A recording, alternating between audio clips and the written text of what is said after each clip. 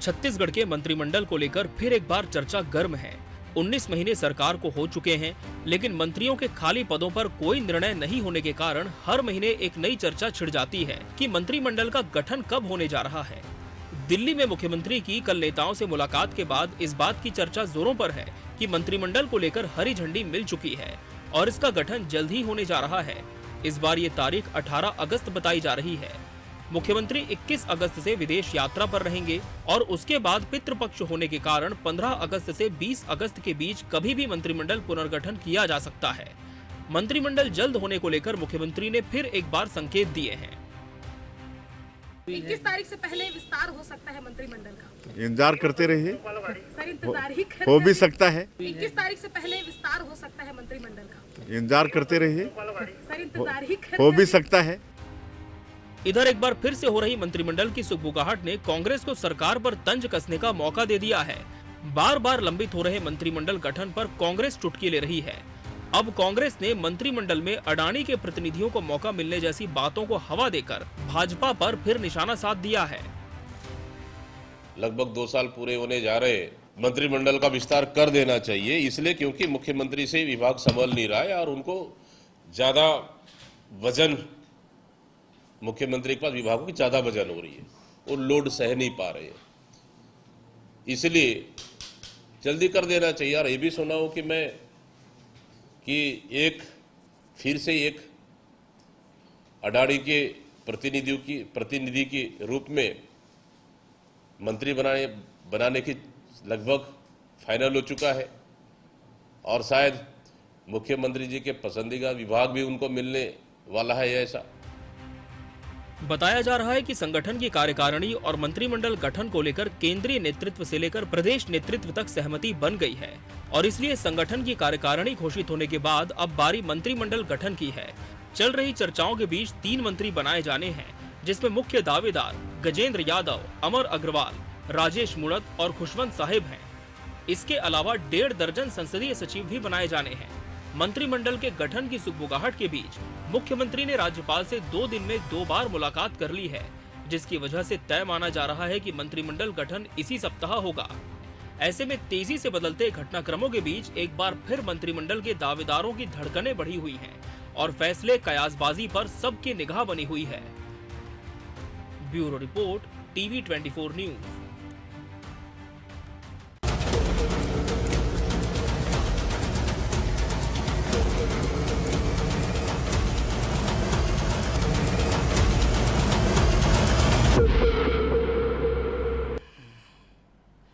नमस्कार, मैं हूं मोहन तिवारी। आज के मुद्दे में आपका स्वागत है और आज का मुद्दा हमारा आधारित है छत्तीसगढ़ के मंत्रिमंडल को लेकर आ रही खबर को लेकर, और ये खबर है मंत्रिमंडल तैयार हो चुका है।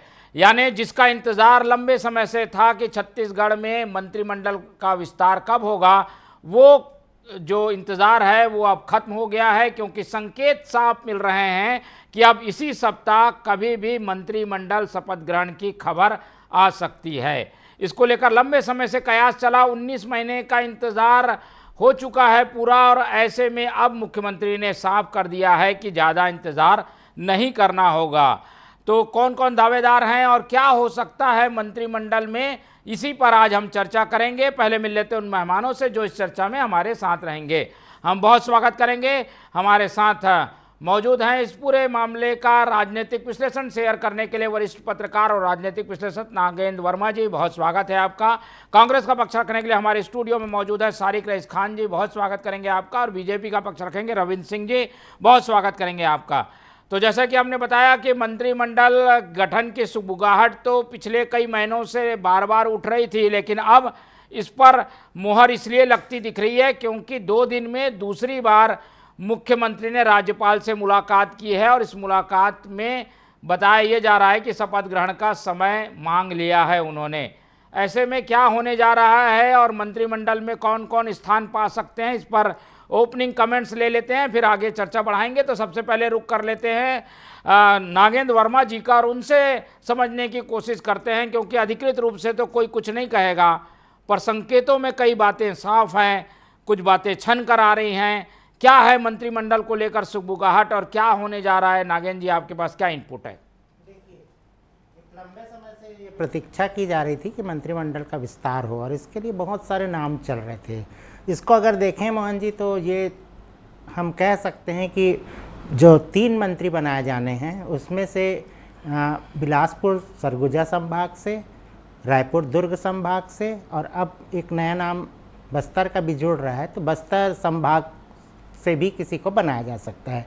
तो बिलासपुर सरगुजा की बात करें तो इसमें नाम आता है प्रमुख, इसमें अमर अग्रवाल, धर्मलाल कौशिक और राजेश अग्रवाल का नाम सामने आ रहा है जो अंबिकापुर से विधायक बने हैं। दूसरी तरफ हम बात करें तो दुर्ग से गजेंद्र यादव का नाम प्रमुखता सामने आ रहा है। रायपुर से बात करें तो राजेश मूणत और खुशवंत साहब का, हालांकि खुशवंत साहब के बारे में आप जानते हैं कि उनको अभी एक पद दिया गया है, बहुत महत्वपूर्ण कैबिनेट मंत्री स्तर पे हैं वो। और दूसरी तरफ अगर हम बस्तर की बात करें तो लता उसेंडी प्रमुख रूप से सामने आ रही हैं या फिर विक्रम उसेंडी, इनका नाम सामने आ रहा है। तो इसमें भी अगर देखें तो मुझे लगता है कि लता उसेंडी के पास बस्तर विकास प्राधिकरण का उपाध्यक्ष पद का एक महत्वपूर्ण जिम्मेदारी है। तो इस तरीके से उनकी दावेदारी को भी लेके हम कह सकते हैं। दूसरी तरफ और भी नाम जो चल रहे हैं उसमें बहुत ज़्यादा बात नहीं की जा सकती, लेकिन उसमें पुरंदर मिश्रा जो हैं उनका भी नाम बार बार सामने आता है। जी ठीक है, तो कुछ इस तरीके के कयास हैं, दावेदारों की लंबी चौड़ी सूची है। उसमें जो नाम ज़्यादा हवा में तैर रहे हैं उसमें जैसे कि नागेंद्र जी ने बताया, गजेंद्र यादव, अमर अग्रवाल, ये नाम तो तय लग रहे हैं।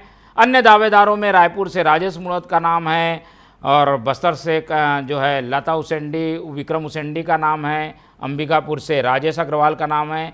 तो काफ़ी समीकरणों को साधते हुए ये विस्तार देखने को मिलेगा। अभी 11 मंत्री हैं, बनाना 13 को है। बताया जा रहा है कि 14 मंत्री भी बन सकते हैं, तो उस हिसाब से समीकरण बैठाए जा रहे हैं। ऐसे में बीजेपी की क्या प्रतिक्रिया है, रविंद्र सिंह जी से समझने की कोशिश करते हैं। बीजेपी में खुलकर कुछ कहा नहीं जाता, पर इस बार तो काफ़ी हद तक बहुत कुछ खुल गया है। और अभी कुछ देर पहले ही राज्यपाल से मुख्यमंत्री की मुलाकात हुई है, इसलिए हवाओं को और जोर मिल गया है कि मंत्रिमंडल का विस्तार होगा। रविंद्र जी, मंत्रिमंडल का विस्तार तो होगा ही, ऐसी कोई बात ही नहीं है। आज भी होगा, कल होगा। और कांग्रेस को खुश होना चाहिए यदि 2 दिन में हो रहा है, 3 दिन में हो रहा है। उनकी मतलब मनचाही इच्छा पूरी हो रही। भाई मंत्रिमंडल का कब गठन होगा तो हम कर रहे हैं। भले हमारी मनचाही इच्छा है कि दीपक भाई अपने कार्यकारिणी का कब गठन करेंगे और दूर दूर तक दिखता नहीं है। हमारा तो हम इनकी इच्छा को हम पूरी कर रहे हैं। सबसे बड़ी बात है भारतीय जनता पार्टी में न तो जातिवाद, न क्षेत्रवाद और किसी तरह के मतलब कयासों से मंत्रिमंडल नहीं बनाया जाता। मंत्रिमंडल बनाया जाता है भारतीय जनता पार्टी का अनुशासित सिपाही हो, योग्य हो, कर्मठ हो। यही मापदंड है हमारे यहाँ और उसी आधार पर हम मंत्रिमंडल का गठन करेंगे। सबसे बड़ी बात यह है, हमें याद है 17 दिसंबर 2018 को भूपेश बघेल ने मंत्रिमंडल की शपथ ली थी और उसके बाद एक 13वें मंत्री का उन्होंने बड़ा नया परंपरा शुरू किया, एक मंत्री को छोड़ देने और बड़ा लटका के झुला के 29 जून 2019 को और 17 दिसंबर 2018 उस समय अमरजीत भगत को बनाया था उन्होंने। तो निर्णय लेने में वो अक्षम रहे होंगे। ठीक, हम तो क्या कहते हैं आगे बढ़ा ही रहे हैं और हमारा मंत्रिमंडल कुछ दिनों में आ जाएगा, आना ही है, कोई बात नहीं है। इसलिए कांग्रेस हम पे मतलब प्रश्न चिन्ह ना उठाए। उपयुक्त समय, उचित समय पे बिल्कुल मंत्रिमंडल आपको तैयार मिलेगा। योग्य और कर्मठ भारतीय जनता पार्टी का सिपाही होगा, यही मापदंड है। ठीक है, तो बीजेपी की तो सदी हुई प्रतिक्रिया है, ज़्यादा कुछ कहने को नहीं है। जब मंत्रिमंडल बनेगा तो ज़्यादा उनसे प्रतिक्रिया ले पाएंगे, लेकिन ऐसा लगता है कि मनस्थिति बीजेपी की भी बनी हुई है, क्योंकि किरण देव की कार्यकारिणी भी आ गई है। अब बचा है केवल मंत्रिमंडल और उसके भी संकेत साफ मिल रहे हैं। हालांकि ये बीजेपी का अपना फैसला होता है, लेकिन ये प्रदेश स्तरीय फैसला है, प्रदेश को इफेक्ट करने वाला फैसला है। इसलिए कांग्रेस की भी प्रतिक्रिया इसमें लाजमी है और कांग्रेस भी अपना एक नज़रिया रखती है, वो जान लेते हैं। सारिक रईस खान जी की ओर रुख करके, सारिक जी, अभी तो मंत्रिमंडल बना नहीं है, लेकिन कुछ पता चलने लगा है, छन के खबरें आने लगती है, वो तो दिख रहा है। बीजेपी की जो करने जा रही है, इसको कैसे देखती है कांग्रेस? देखिए, सबसे पहले तो मैं सभी प्रदेशवासियों को श्री कृष्ण जन्माष्टमी और स्वतंत्रता दिवस की बहुत बहुत हार्दिक शुभकामनाएं प्रदत्त करता हूं। और रही बात, जैसा रविंद्र सिंह जी जो भारतीय जनता पार्टी के प्रवक्ता है, उन्होंने कहा कि कांग्रेस को खुश होने की, तो इसमें कांग्रेस के खुश होने की या कांग्रेस को इससे कोई लेना देना नहीं है। ये तो आपसी सिर फिटौवल की स्थिति भारतीय जनता पार्टी में विगत सरकार गठन के पश्चात से ही बनते आ रही है। मंत्रिमंडल गठन को लेकर, विस्तार को लेकर जब मुख्यमंत्री जी जाते हैं, देखिए मंत्रिमंडल गठन का जो एक विशेषाधिकार है वो मुख्यमंत्री जी का लेना चाहिए, लेकिन यहाँ पर छत्तीसगढ़ के लिए दुर्भाग्य की बात यह है कि माननीय मुख्यमंत्री जी को तो किसी तरह का कोई विशेषाधिकार दिया नहीं गया है। छोटे से छोटे फैसले लेने के लिए तो उन्हें दिल्ली, गुजरात, नागपुर या नहीं पता कहाँ से ऊपर निर्भर रहना पड़ता है। तो इसमें लगातार इस तरह की जो घटनाएं और जो खबरें आ रही है, और इसमें कांग्रेस में खुश होने की और या दुख होने की कोई ज़रूरत ही नहीं है। आम जनता ये सवाल कर रही है, और लगातार जिस तरह से आज आप देखेंगे कि महत्वपूर्ण शिक्षा विभाग होता है, जिसके माध्यम से एक प्रदेश के एक बहुत बड़े वर्ग के लिए हम लोक कल्याणकारी कार्यों की और एक नवनिहाल बच्चों के लिए हम अपनी भविष्य का निर्धारण कर सकते हैं, तो वो एक तरह से खाली ही समझ लीजिए माननीय मुख्यमंत्री जी के ऊपर है। ऊर्जा मंत्री के रूप में आज बिजली बिल का क्या हाल है, आज किस तरह बिजली की कमी से और बिजली की बढ़ती दरों से और लगातार ये जो स्मार्ट मीटर लगने के बाद से लगातार दुगने चौगने जो बिजली बिल आ रहे हैं उससे आम जनता परेशान हो रही है, बात इसकी है। और रही बात जैसे भारतीय जनता पार्टी के प्रवक्ता ने कही, तो उनकी जानकारी के लिए मैं दुरुस्त कर देना चाहूँगा कि आदरणीय जो हमारे प्रदेश कांग्रेस कमेटी के अध्यक्ष दीपक बैज जी, उनके बनने के 1 माह के अंदर ही प्रदेश कांग्रेस की कार्यकारिणी घोषित हो गई थी। अभी तो पुनर्गठन का कार्य चल रहा है और ये लगातार एक संगठन की प्रक्रिया होती चलते रहती। तो इस तरह की पहले गलत और भ्रामक बातें, जैसे भारतीय जनता पार्टी के एक शक्ल रहता है हर चीज़ में, तो इस तरह की बातें करने का कोई औचित्य है नहीं। और लगातार जिस तरह से आज अखबारों के माध्यम से हर 2-4 दिन में कि आज मंत्रिमंडल का गठन हो रहा है, कल मंत्रिमंडल का गठन हो रहा है, ये मंत्री बन रहे हैं, वो मंत्री बन रहे हैं, लगातार कहीं से जो इनके जो उद्योग जगत के जो इनके अघोषित साथी देश से लेकर प्रदेश तक को जिनको भारतीय जनता पार्टी की सरकारें भेजने का कार्य चल रहा है, उनकी ओर से भी अनुशंसाएं आ रही है, ऐसा पता चल रहा है। तो ये भारतीय जनता पार्टी जब करना है तो करे, लेकिन जो इस प्रदेश की जनता को आज जो छत्तीसगढ़ में कुशासन और एक अव्यवस्था की स्थिति फैली हुई चारों ओर, तो कम से कम उससे एक व्यवस्थित ढंग से, क्योंकि जनता से जो सरकार चुनती है, जनता अपनी उनकी अपेक्षाओं पे खरे उतर सके इसलिए सरकार चुनती है। जनता महंगाई, एक खराब होती कानून व्यवस्था, जो अवस्थाएं रहती है, एक प्रशासनिक तंत्र की जो विफलताएं आज दिख रही है इस प्रदेश में, तो उस चीज़ के लिए जनता सरकार नहीं चुनती। तो ये मंत्रिमंडल का गठन करे, 3 मंत्री बनाए, 2 मंत्री बनाए, 5 हटाए, 2 बनाए, आज किस तरह से देख रहे हैं। या हम पूरा देश के साथ साथ या छत्तीसगढ़ की जनता, चाहे मीडिया, चाहे सभी लोग बुद्धिजीवी लोग हैं, सभी जान रहे हैं इस तरह की। रविंद्र जी के बात ये उठ रही कि काफ़ी लेट कर दिया आप लोग ने, और उसकी वजह से प्रदेश के पूरे सिस्टम पर असर पड़ा है। देरी की वजह से असर तो सब पर पड़ता है। टाइमिंग पर सवाल उठ रहे हैं कि आप लोग ने इतना लेट क्यों किया, क्या सहमति नहीं बन पा रही थी क्या? नहीं, पूर्ण सहमति थी, कहीं कोई बात ही नहीं है। ना हमको नागपुर जाने की जरूरत पड़ती, ना दिल्ली जाने की जरूरत नहीं पड़ती, ना कहीं गुजरात जाने की जरूरत पड़ती। हम उपयुक्त समय और उचित समय का मैंने पहले ही कहा, उस समय आ गया है, कर देंगे, कोई दिक्कत नहीं। कभी मुख्यमंत्री जी ने कहा था क्या कि इस डेट नहीं, लेकिन बृजमोहन जी के इस्तीफा देने के बाद करीब 1 साल से ज्यादा, 1.5 साल हो गया। अब दूसरी बात क्या कहते हैं, बोल रहे हैं हमको मतलब भारतीय जनता पार्टी के मंत्रिमंडल का गठन उनसे कोई लेना देना नहीं है, तो क्यों चिल्लाते थे भैया? अभी तक इन लोग निर्णय नहीं ले पाए, मंत्रिमंडल नहीं बना, तो उस चीज को बोलना ही नहीं चाहिए। और क्या कहते हैं, सबसे बड़ी बात है, मैं दीपक बैज जी को देख रहा था, बोले इनसे विभाग नहीं संभल रहा है। अरे सब संभल रही है, छत्तीसगढ़ बहुत अच्छे से चल रहा है। आपसे नहीं संभलता तो आपका मोबाइल नहीं संभलता, अपने लोगों के बीच जाते हो, जरा संभाल के रखो मोबाइल को। तीसरी बात मैं कह रहा हूँ कि आप मंत्रिमंडलों पे प्रश्न लगाते हो, शिक्षा पे ये है वो है, हमको पता है ना आपका मंत्रिमंडल क्या था। और बहुत सही बोला सारिक भाई आपने कि क्या कहते हैं, जनता की अपेक्षाओं पर जो खरा उतरता है उसको चुनते हैं, इसलिए भारतीय जनता पार्टी को चुना गया, इसलिए कांग्रेस को हटा दिया गया था क्योंकि वो जनता की अपेक्षा पे खरा नहीं उतरा था। आपकी बात से मैं इसलिए सहमत हूँ, विरोधी होते हुए भी। और तीसरी बात, आप हमारे मंत्रिमंडल की बात करते हो, आप अपने आबकारी मंत्री का देख लो ना, कैसा काम किया। जेल में है कवासी लखमा जी, जरा चिंतन कर लीजिएगा कैसा काम होता था। फिर मैं कह रहा हूँ, योग्य कर्मठ और हम क्या कहते हैं ना, उचित और उपयुक्त समय पर मंत्रिमंडल का गठन हो जाएगा। कल हो जाए, परसों हो जाए, 1 हफ्ते बाद हो जाए, लेकिन हो जाएगा। अब बिल्कुल समय पर हो जाएगा। ठीक है, समय पर हो जाएगा। चलिए, इस आश्वासन को हम भी निगाह पे रखे हुए हैं, और जब रहेगा तो हम उसको जरूर दिखाएंगे। हम चलते हैं वर्मा जी की ओर। वर्मा जी, क्या लग रहा है कि बीजेपी कुछ पसोपेश में है? कुछ फार्मूला नए पुराने का मिक्स किया जाएगा। अगर पुरानों को लाना होगा तो बाकी लोग में नाराजगी भी बढ़ेगी। इस पूरे मंत्रिमंडल के बाद होगा क्या राजनीति में, किस तरीके का इफेक्ट देख रहे हैं आप?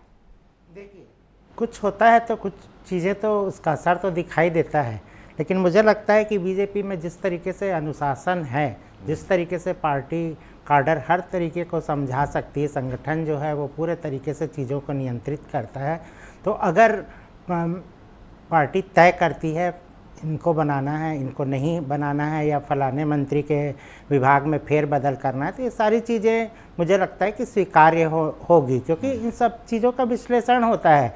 और कामकाज को लेकर जब समीक्षा के आधार पर और परफॉर्मेंस के आधार पर दायित्व दिया जाता है, प्रभार दिया जाता है, तो उसके पीछे एक बड़ी दूरगामी सोच रहती है। पुराना ट्रैक रिकॉर्ड देखा जाता है, उनके अनुभवों को देखा जाता है, उनके पिछले सारे किस तरीके से उन्होंने बेहतर प्रदर्शन किया था, ये सारी चीज़ें मायने रखती है। दूसरी चीज़ मैं ये बताना चाहूँगा मोहन जी कि बीजेपी जो है बहुत सोच समझ के रणनीति के तहत अपने सारे कामकाज को करती है, और बहुत अप्रत्याशित रूप से। तो ये तमाम जो कयास लगाए जाते हैं उस पर बिल्कुल अचानक सा एक बदलाव दिखता है, और उसको लोग मतलब समझ नहीं पाते। कई बार तो प्रतिपक्ष भी जो तैयारी करके बैठा रहता है, तमाम उनकी वो तैयारियां धरी की धरी रह जाती जब अचानक निर्णय सामने आता है, और उसका बेहतर आगे प्रदर्शन भी देखने मिलता है। तो इस तरीके से बीजेपी अपनी रणनीति पे काम करती है, और इसका असर कहीं ना कहीं मुझे लगता है कि अगर जनता के लिए बनाई गई योजनाओं को लेकर पूरी संजीदगी से होता चले तो वो सबको पसंद आने वाली बात होती है। और रही बात फार्मूले की, तो वो तमाम चीज़ें जो हैं एक सिस्टम में की जाती हैं, और इसके लिए रेफरेंसेस भी यूज किए जाते हैं, तो उसमें भी मुझे लगता है कि किसी तरीके की कोई दिक्कत कहीं तकनीकी नज़र नहीं आती। क्या देखा होगा उस सीएम साहब ने, क्योंकि बृजमोहन अग्रवाल ड्रॉप हुए हैं तो एक अग्रवाल तो आएगा, ये तय है। क्या और लग रहा है किन बातों पर ज़्यादा तवज्जो देते हुए चयन किया जाएगा? देखिए, अब बदलता दौर है, तो अगर हम कहें कि जाति समीकरण में या इस तरीके से कोई बात हो रही हो, तो मुझे लगता है कि इसे खारिज किया जाना चाहिए। बात यहाँ पर बेहतर परफॉर्मेंस की है, इसमें किसी भी तरीके का नहीं।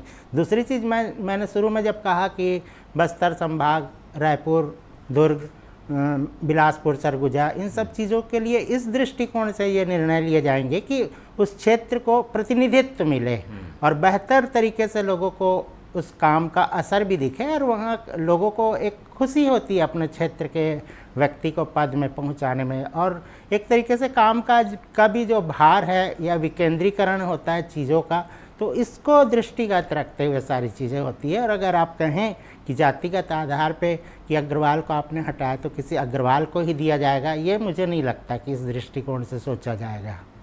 ठीक है, इस दृष्टिकोण से नहीं सोचा जाएगा, लेकिन सिंह साहब से ले लेते हैं। सिंह साहब, क्या लग रहा है, थोड़ा भौगोलिक रूप से प्रतिनिधित्व की बात करें तो बस्तर में एक मंत्री है, उसके बाद पूरा खाली है, एक आध मंत्री बढ़ेगा, आप इतना तो संकेत कर दीजिए। और इधर अंबिकापुर में तो दो मंत्री हैं, उस साइड के सरगुजा रीजन में मुख्यमंत्री स्वयं हैं, फिर वहाँ बढ़ाएंगे क्या, या बीच में खाली है, पूरा रायपुर खाली है? कुछ संकेत तो दीजिए, क्या होने जा रहा है?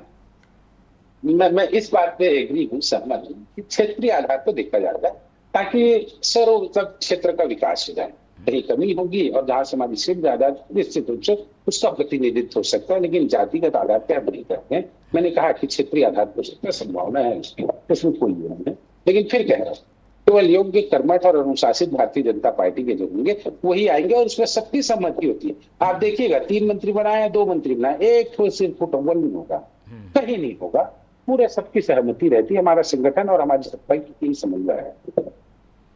अब पुराने नेताओं को तो बिल्कुल आप लोगों ने टच ही नहीं किया है। अमर अग्रवाल का नाम जरूर आ रहा है, लेकिन राजेश मूणत भी इंतजार में है, अजय चंद्राकर जी इंतजार में हैं, धर्मलाल कौशिक इंतजार में हैं। ऐसे में नाराजगी नहीं पनपेगी क्या? आप नए नए लोगों को मौका देंगे तो? आप एक चीज बताएं मुझे, 3 तो बनाना है, 3 ही बना सकते हैं, चाहे वो कभी हो चाहे वो हो, नए लोग हों, सबका समझ में रहता है। सबकी सर्वसम्मति से आता है ना, इसलिए कोई नाराजगी नहीं। सबको संगठन में भी काम करना है, सत्ता में भी काम करना है, नहीं भी मिलता है तो भी करते हैं, नाराजी ना नाराजी। ये तय बात है। हम किसी भी अनुभवी लोगों को छोड़ना नहीं चाहते और बिल्कुल नए लोगों को भी हम अवसर देना चाहते हैं, क्योंकि भारतीय जनता पार्टी जो है एकदम प्रयोग धर्मी क्या कहते हैं पार्टी है ना, और जब तक प्रयोग नहीं करेंगे, आप उसी पुरानी पद्धति पे चलेंगे तो विकास छूटता नहीं है। तो भारतीय जनता पार्टी का अनुभव और क्या कहते हैं ऊर्जा का समन्वय होता है, आप देखेंगे। ठीक है, चलिए, इनकी तो अपनी एक स्ट्रेटेजी बनी हुई है। कांग्रेस से समझ लेते हैं। कांग्रेस ऐसे में क्या देखती है, अपने लिए अवसर देखती है क्या? इस पूरे फेरबदल के बाद अब कुछ बचेगा नहीं करने के लिए, कार्यकारिणी भी बन गई, निगम मंडल भी बन गया, मंत्रिमंडल भी हो जाएगा। कांग्रेस के लिए अब क्या दिखता है इस पूरे राजनीतिक सिनारियो में? देखिए, मैंने फिर एक बार पुनः दोहराना चाहता हूँ मोहन भाई, ये भारतीय जनता पार्टी का चाहे मंत्रिमंडल का विस्तार हो चाहे संगठन का विस्तार हो, इसमें कांग्रेस का कोई किसी तरह से कोई इंटरेस्ट बहुत ज़्यादा नहीं है। देखिए, ये भी यहाँ पर जो हम चर्चा कर रहे हैं, ये डिबेट आपके मीडिया द्वारा आयोजित की गई, तो निश्चित रूप से एक सशक्त विपक्ष होने के नाते लगातार जो जनता का एक बराबर चुनाव जो हमने ज़रूर हारा 2018 में, जैसे हमारे रविंद्र भाई ने कहा कि विश्वास पे खरे नहीं उतर पाया, जैसा भी जो भी, भारतीय जनता पार्टी एक मतलब एक विरोधी पार्टी होने के नाते वो जो चाहे बोल सकते हैं। तो लेकिन आप देखेंगे कि इस तरह से हमारी स्थिति और दुर्गति नहीं हुई थी जो 2013 में जिस तरह से जनता ने भारतीय जनता पार्टी पे अविश्वास किया था। मुश्किल से 1-1.5-2% का अंतर था, सीटों में भी ज़्यादा अंतर नहीं था। तो उन जनता ने जिन्होंने कांग्रेस पे विश्वास किया था, एक वर्ग ने जिसने कांग्रेस पे विश्वास किया था, तो उनके लिए जो लड़ाई लड़ना पड़ रहा है। देखिए, और दूसरी बात, इन्होंने कहा कि प्रयोग धर्मी पार्टी है, इनकी प्रयोग धर्मिता का जो खामियाजा आज छत्तीसगढ़ की जनता को आप विभिन्न विभागों में देखेंगे, चाहे वो राजस्व विभाग हो, महिला बाल विकास हो, गृह मंत्रालय हो, चाहे स्वास्थ्य विभाग हो, जिसमें इनके ही भारतीय जनता पार्टी के लोग सोशल मीडिया के माध्यम से सवालिया निशान उठा रहे हैं, चाहे विधानसभा में भी आप देखेंगे तो भारतीय जनता पार्टी के जो विधायकों ने इनके ही जो मंत्रियों की कार्यप्रणाली पे और हर तरह की जो त्रुटियों पर सवाल उठाएं विपक्ष के साथ साथ, तो निश्चित रूप से यही एक इस बात को साबित करने के लिए पर्याप्त है कि कहीं ना कहीं सरकार आज शासन चला पाने में अक्षम है और कहीं ना कहीं चूक हो रही है सरकार से, जिससे भारतीय जनता पार्टी के लोग ही उन पर सवाल उठा रहे। कांग्रेस तो सवाल उठाए कि विपक्ष होने के नाते लगातार कांग्रेस के साथ उसका आप बदलों के लिए आप राजनीतिक चश्मे से देखते हो, सरकार बहुत अच्छा चल रही है, आवश्यकता आप बोलेंगे आप लोग की सोच वहां तक नहीं पहुंच पाती ना, अपना सबसे बड़ी बात है। आप अच्छी चीजों को भी नहीं देखोगे, अच्छा ही लगता है, आप सशक्त विपक्ष हो ना, लेकिन सकारात्मक भी तो हो जाओ। इतना नकारात्मक मूल्यांकन करती है जनता, सबसे बड़ी मूल्यांकन करती है, मूल्यांकन करता होती है जनता। सशक्त विपक्ष हम भी चाहते हैं, हम तो स्वीकार करते हैं कि आज जिस तरह से महतारी बंधन पे 1000 रुपए देने के नाम से आप आम जनता की जेब से, एक गरीब मध्यम वर्गीय परिवार से 4-5 हजार रुपए उनकी जेब से काट रहे हैं, हमारा दोष नहीं है, बिल्कुल बिल्कुल नहीं। सशक्त रूप से काम कर रहे हैं, महतारी बंधन भी बहुत अच्छा चल रहा है, आप अपना नजरिया बदलिए। दरारें और खोखला बने तो वो चाहे 2 मंत्री बनाए, अनुभवी बनाए। चलिए रविंद्र जी, ये बता दीजिए अब आगे स्ट्रेटेजी क्या रहेगी, क्योंकि ये होने के बाद जो है बवाल भी बड़ा मचने वाला है ना। आप लोगों के पास फिर कुछ अस्त्र बचेंगे नहीं, सब खानों में आपने आदमी बैठा दिए हैं। अब इसके बाद जो करना है, क्योंकि कांग्रेस बैठी है ताक में, बैठे रहे ताक में, कोई दिक्कत थोड़ी है, बिल्कुल ताक में बैठना चाहिए। हम गलत करें तो होशियार भी करना चाहिए, लेकिन इनकी ताक का इसलिए परवाह नहीं है क्योंकि हम सकारात्मक करते हैं, जनता के समर्थन से काम करते हैं, जनता के पक्ष में काम करते हैं। कहीं कोई नहीं होगा, हमारा कोई मंत्री जेल नहीं जाने वाला।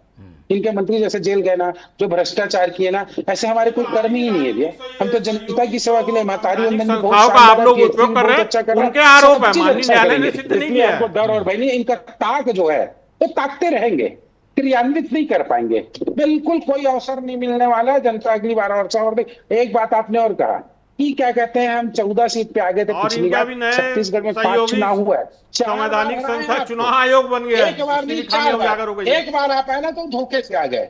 ईमानदारी से कह रहा हूँ, लोकतंत्र का आप अपमान कर रहे हो, धोखे से आकर बोल, जनता ने वो वोट दिया था, दोबारा नहीं चढ़ पाई, वो जल गई, भून गई, हवा में विलीन हो गई। कांग्रेस। चलिए हम विषय बने रहते हैं। आखिरी कमेंट वर्मा जी का। वर्मा जी, क्या लग रहा है अब, आखिरी टिप्पणी आप इस पर समग्र रूप से इसको समाप्त करते हुए बताइए कि क्या हम इस बात को मान लें कि भाई ये मंत्री बनने वाले हैं और ये 1-2 दिन में हो जाएगा, या मुख्यमंत्री एक बार फिर से बयान तो दे रहे हैं पर होगा कुछ नहीं? देखिए, जिस तरीके से बयान आ रहे हैं, उन्होंने एक मीडिया के सामने आश्वस्त भी किया कि जल्द होगा। डिक्लेयर किया जा सकता है जल्दी। तो इस पे तो कोई अब दो मत नहीं है कि उसमें अब विलम्ब होगा, तो इंतज़ार नहीं करना होगा और बेहतर ही होगा। और बीजेपी, मुझे एक बार फिर से कहना पड़ रहा है कि संगठन के परामर्श से, कार्यकर्ताओं से फीडबैक लेके मुझे लगता है कि मंत्री पद के प्रत्याशियों का चयन करेगी। और कामकाज फिर से एक बार से दोहरा रहा हूँ कि वो उनके आकलन के आधार पे, क्योंकि हम देखें कि रमन सिंह की तीसरी कार्यकाल में कुछ मंत्रियों के परफॉर्मेंस जो थे, जिनके कारण सत्ता से अलग होना पड़ा, तो वो सब चीज़ें भी लोग भूलते नहीं हैं। संगठन ने भी इस चीज़ को लेकर समीक्षा करी थी, आपको अच्छे से याद होगा। तो ये सारी चीज़ें भी ध्यान में रख के सारा काम होता है। और अभी फिर मैंने कहा कि मंत्री पद जब प्रभार दिया जाएगा तो हो सकता है कि फेरबदल भी उसमें बहुत सारी चीज़ों को हो सकता है। ठीक है, तो फेरबदल होगा या फिर विस्तार होगा, इस पर निगाह हमारी बने रहेगी। और अभी कयास के दौर हैं, इसलिए कुछ भी निश्चित रूप से कहा नहीं जा सकता, लेकिन खबरें छनकर आ रही हैं कि 18 तारीख को मंत्रिमंडल का शपथ ग्रहण हो सकता है। तो उस पर एक बार चर्चा और करेंगे। फिलहाल इस चर्चा को यहीं खत्म करते हैं। इस चर्चा में हमारे साथ नागेंद्र वर्मा जी जुड़े, उनका धन्यवाद। सारिक रेस खान जी ने समय दिया, उनका धन्यवाद। और रविंद्र सिंह हमारे साथ बने रहे, उनका बहुत बहुत धन्यवाद। तो तीनों मेहमानों को धन्यवाद कहते हुए आज की ये चर्चा यहीं खत्म करते हैं और आप लोग से रखते हैं उम्मीद कि आप लोग देखते रहेंगे TV24। रखिए अपना बहुत ख्याल। नमस्कार।